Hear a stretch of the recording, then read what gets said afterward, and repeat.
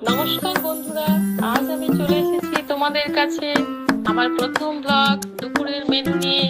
পাতে ছিল শসা, পেঁয়াজ, কাঁচা লঙ্কা দিয়ে একটা স্যালাড। প্রথমে খেলাম ভাতের সঙ্গে পিচে কলা ছেঁচকি।